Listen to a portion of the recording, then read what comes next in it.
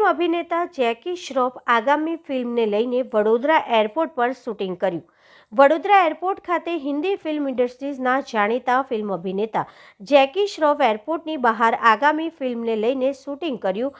Film જગતમાં ખૂબ નામના મેળવનાર અભિનેતાને જોઈ એરપોર્ટની બહાર લોકોના ટોળા ઉમટ્યા હતા। આજે સાંજના સમયે તેઓ આગામી ફિલ્મને લઈને ટીમ સાથે વડોદરા એરપોર્ટ આવી પહોંચ્યા હતા।